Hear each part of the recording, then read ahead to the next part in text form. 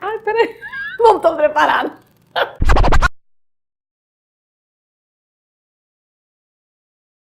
Oi, seres humanos, meu nome é Marta e hoje nós temos uma conversa muito legal, continuando aí a nossa coisa da biologia celular. Nós vamos falar especificamente hoje sobre o citoplasma.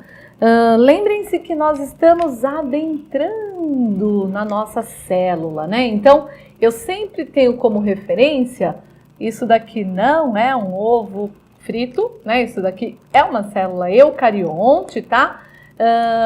Mas o que eu vou falar hoje de citoplasma para a célula eucarionte também vai servir para quem, gente? Também vai servir para a nossa célula procarionte, que é aquela célula mais simples, e também vai servir para a nossa célula eucarionte vegetal, né? Porque lembrem-se que nós temos célula eucarionte animal e nós temos célula eucarionte vegetal, né? Lembrem-se que a diferença entre a célula eucarionte animal e a célula eucarionte vegetal, o que que é, gente?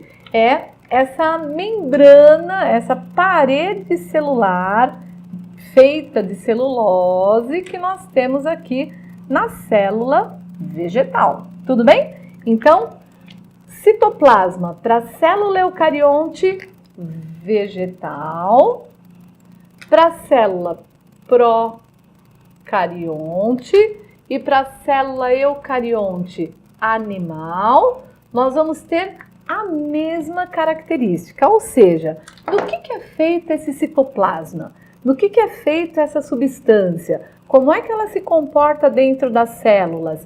Quem é que mantém a estrutura desse citoplasma? É isso que a gente vai conversar um pouquinho hoje, tá? Os cientistas falam que o citoplasma, ele é o quarto estado físico da matéria, porque nós temos assim, estado sólido, estado líquido e estado gasoso, que todo mundo conhece. Mas o citoplasma, ele é o que, gente? Ele é o gel. O citoplasma é aquele estado de gel, como se você fosse, se você pegasse na mão, como se fosse aquele gel que você passa no cabelo. É isso que a gente vai ter aqui como estrutura do nosso citoplasma. E nós vamos ver que qual é a composição química dele? Basicamente, água e proteínas. Então, a nossa aula de hoje é falar um pouquinho sobre essa substância que mantém o funcionamento das nossas células, tá bom? Preparem-se. Então, seres, como eu falei para vocês, do que o citoplasma é composto? Ele é composto por água, tá? E é composto também por proteínas, certo? Essas proteínas aqui são as proteínas que garantem o estado gel do nosso citoplasma, tá? Então, é essa relação que eu tenho de água e proteína que eu vou fazer com que o meu citoplasma se transforme naquele gel que eu expliquei para vocês aqui agora no começo. E que é essa relação que vai fazer com que a nossa célula tenha condições para que as reações químicas aconteçam dentro dela, tá? Porque qualquer reação química para acontecer, ela precisa ter um meio que proporcione esse acontecimento. Então, o que vai acontecer? Além da água e das proteínas, que fazem o meu citoplasma ficar esse gel, eu também tenho, gente, eu tenho fibras de proteína participando do nosso citoplasma, tá? Essas fibras de proteínas vão formar o que carinhosamente nós chamamos de citoesqueleto. Olha que interessante, né?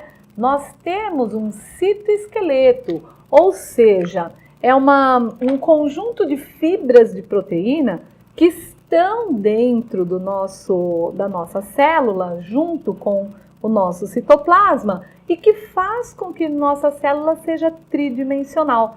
Porque a nossa célula não é isso que eu desenho para vocês, né? Essa coisa achatada aqui, entendeu? A nossa célula, ela é tridimensional. E quem garante isso é o quê, gente? é o nosso citoesqueleto que está aqui dentro, né? Fazendo toda a estrutura para manter a nossa célula num formato tridimensional. Esse citoesqueleto, ele é feito, como eu falei para vocês, de fibras de proteína. Essas fibras que podem ser a quitina, miosina, que a gente vai conhecer um pouquinho mais para frente em outros tipos de células, tá? Mas qual é a importância desses dois aqui? Desse gel do nosso citoplasma e do nosso citoesqueleto. Como eu falei para vocês, esse gel já garante para nós o quê? O ambiente propício para que as reações químicas aconteçam. E o citoesqueleto, ele faz o quê? Ele dá o formato da nossa célula tridimensional. E além disso, gente, o citoesqueleto é justamente o espaço ou local onde as nossas organelas citoplasmáticas, que a gente vai conhecer na próxima aula, elas fazem o quê, gente? Elas ficam aderidas ao citoesqueleto. Esse citoesqueleto que dá condições para as nossas organelas poderem se fixar nele, poderem andar, né? Porque o citoesqueleto funciona também como um suporte, como se fosse um trilho, para que essas organelas possam se posicionar nesse trilho e caminhar por dentro da célula, tá? Então, são essas duas estruturas que fazem com que a nossa célula consiga realizar as suas reações químicas e consigam também fazer o movimento no interior delas, tá? Tudo bem? O gel, eu quero falar um pouquinho mais com vocês, e o citoesqueleto, ao longo da próxima aula, a gente vai saber um pouquinho mais como é que ele estrutura as nossas organelas aqui. Tranquilo? Então, seres, quais são os componentes do nosso citoplasma? Então, nós temos o que a gente carinhosamente chama de citoplasma fundamental, que é esse daqui, né? Que é esse gel que eu falei para vocês, feito do que, gente? Feito de água e proteínas. Nós temos também o citoesqueleto, que é o que eu falei para vocês, que é feito do que, gente? De fibras proteicas, né? Como eu já tinha falado. Nós temos as organelas citoplasmáticas, que é o assunto da nossa próxima aula, não percam. Nós temos os vacúolos, né, que para a célula vegetal, por exemplo, eu tenho um vacúolo constante, né? A célula vegetal tem um vaculão bonito.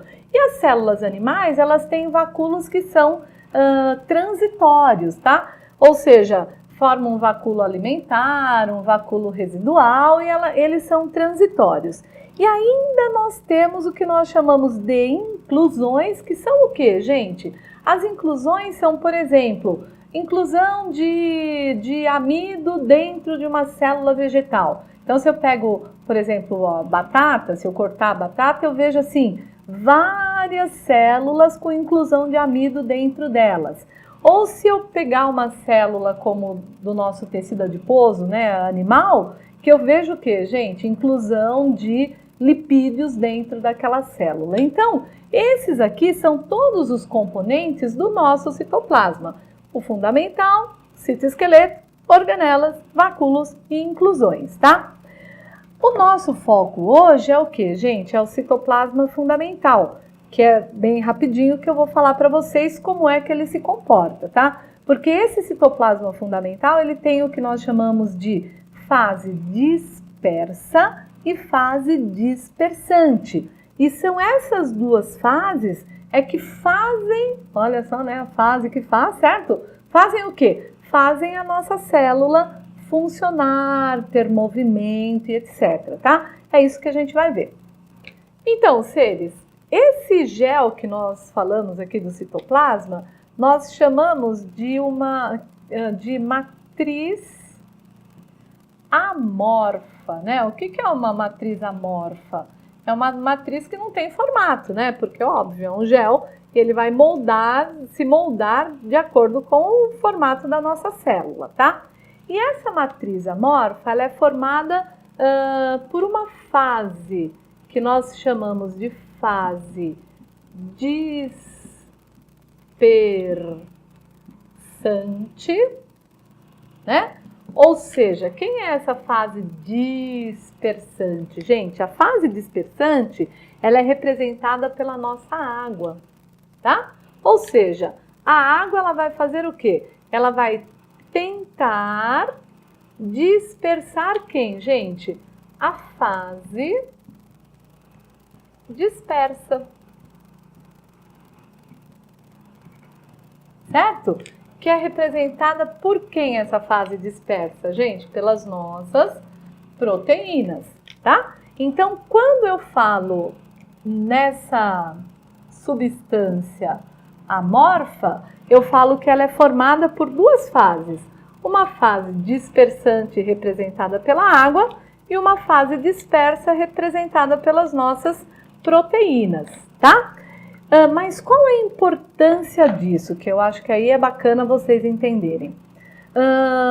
Toda vez a água, ela vai tentar fazer o quê? Ela vai tentar dispersar, como se tivesse um montinho de proteínas aqui, né? Todo mundo ali, juntinho, papeando. E aí acontece o quê, gente? Vem a água para fazer o quê? Para dispersar essas substâncias, ou seja, fazer com que elas se movimentem, tá? Então, a água provoca este movimento nas partículas de proteína que nós temos. E quando a água faz essa dispersão, este movimento que se configura aqui se chama movimento coloidal, certo? Vocês vão ouvir falar isso lá no vestibular. Então, o que é o coloide? O coloide é essa mistura que eu estou falando aqui, da fase dispersante da água e a fase dispersa da proteína. E isso, gente, quando vai fazendo esse movimento todo, é o que eu chamo de movimento coloidal. E aí, minha gente, o que acontece? Este movimento vai se mantendo dentro da nossa célula e fazendo também com que as organelas se movimentem, com que exista o movimento todo das substâncias que estão no interior dessa célula, tá? O que é mega, ultra, hiper importante vocês saberem a respeito? Para eu garantir que tudo isso aqui funcione, eu preciso de dois fatores importantíssimos que mantêm tudo isso funcionando. Esses dois fatores, ó, eu vou colocar aqui no meio para vocês não esquecerem jamais, tá? Esses dois fatores são o pH, que é aquele potencial de hidrogênio, de acidez, alcalinidade, que a gente já andou conversando, e também a temperatura. Então, tanto o pH quanto a temperatura, eles são fundamentais para a manutenção desse sistema coloidal da nossa célula funcionar. Se eu tenho um aumento ou diminuição desse pH por algum motivo, ou se eu tenho um aumento ou diminuição da temperatura por algum motivo, eu tenho toda uma revolta aqui no nosso sistema coloidal que não funciona mais como deveria funcionar, e aí a nossa célula entra num colapso, ou seja, ela deixa de funcionar. Então, eu já falei isso uma vez para vocês, quando eu estava falando de proteínas, tá? Mas qual é a importância da gente sempre manter o nosso pH e nossa temperatura de acordo, ou seja, né, no que manda o figurino aí metabólico? É porque tanto o pH como a temperatura, além de influenciar nas proteínas, vai influenciar também nesse nosso sistema coloidal, dele não funcionar corretamente, eu não ter os movimentos que ele precisa ter, e aí nós temos um colapso no funcionamento da nossa célula, tá?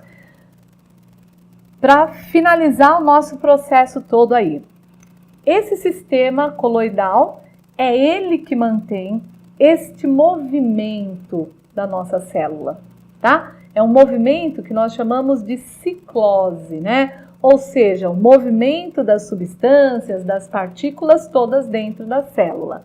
Para eu ter isso funcionando, eu preciso do quê, gente? Manter o meu pH de acordo e minha temperatura de acordo.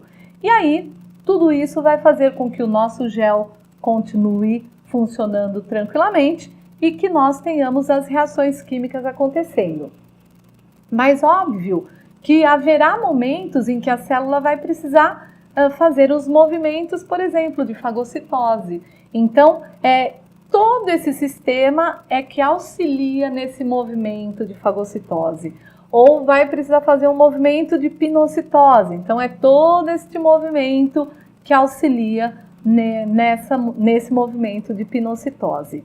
Entendidos, gente? Então, isso daqui é muito importante para vocês saberem. Com certeza vocês serão cobrados disso lá no seu vestibular e com certeza isso daqui vai te dar um entendimento muito maior sobre a nossa célula, tá bom? Então é isso, gente. Não percam a próxima aula que é das organelas. A gente se vê então. Beijo e até mais!